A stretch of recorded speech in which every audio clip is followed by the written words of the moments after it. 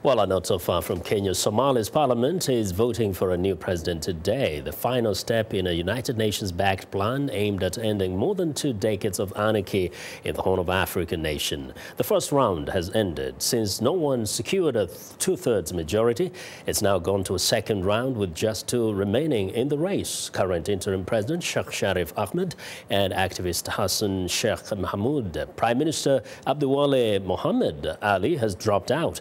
The process began with more than 24 hopefuls. Although the United Nations has described the election as historic, critics say it offers little more than a reshuffling of key figures and positions.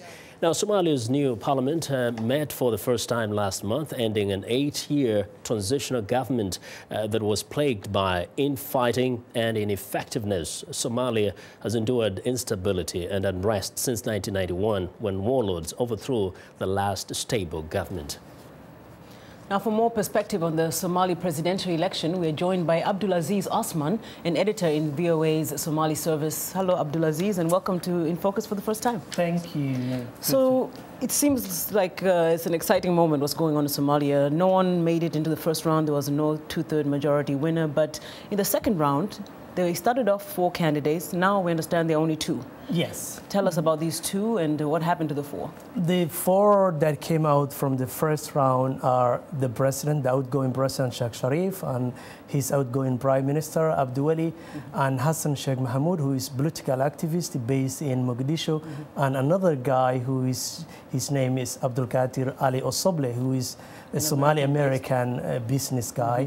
The top 4 came into the second round, but suddenly as the second round started, the 2, Abdulaziz and the Abdulkadir Osoble have dropped out from the race. And Abdulaziz spoke briefly and he said, I resign because I want a change. And it sounds like that he is signaling that he is supporting the other candidate who will now face President Sharif in the second round. Now, it had seemed, at least according to reports, that President Sheikh Sharif Ahmed would win outright in the first round, that he wasn't even really expected to go into a second round. And the person now that he's against, Hassan Sheikh Mohamud, where did he come from? So were those reports wrong? Actually, the Hassan Sheikh Mohamud, this candidate, surprised to everybody, even us. Even though there was some sign that this guy has been lobbying in Mogadishu for the last 3 weeks. Hassan Sheikh Mohamud is an activist, an academic guy who has been based in Mogadishu. He is the co-founder of a university which is based in Mogadishu called SIMAD. So the guy has been working very hard, and the one thing he won over is he tried to create a lot of MBs, and he probably worked out some way out until to the top, and now he emerged, and probably, I mean, even though we cannot predict it, he might gonna win, I mean, easily on the second round. So tell us about this second round and what is supposed to happen. Clearly, since there are just 2 left now, there's not going to be a third round, but could there be a runoff? I think it seems it's gonna stay in the second round. I mean, the whole thing will end in the second round. And the reason why I'm saying is that because the MPs who have voted for the prime minister and the other candidate who both drop out from the second round will probably, even though I cannot confirm that, vote for Hassan Sheikh. So it will be tough for the president to get enough vote. And it may be possible that Hassan Sheikh Mohamud will win in the second round. So this kind of puts into question then all these reports that there was bribing, there was rigging, and that some of the parliamentarians were under pressure to vote for the incumbent Sheikh Sharif Ahmed.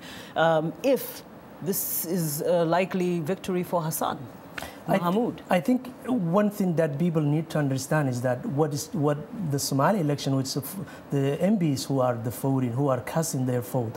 So there were some behind-the-scene negotiation between the candidates and the MPs. So there is a clear allegation that the candidates have been spending a lot of money on the MPs to get some votes from the MPs. So, I mean, it's obvious in Somalia to buy a vote from the MPs, and this is not the first time. It happened 2004, it happened 2000 in Artabak when Abdikasim was elected in 2000. That's concerning. So you're outwardly saying that people know that these MPs are up for sale? Yes, literally. it is. It's something clear. We'll know within a few hours, though, who the winner will be. Yeah, absolutely. Thank you so much. Thank you That's for having me. Abdulaziz Osman, editor in VOA's Somali service, joining us today on In Focus.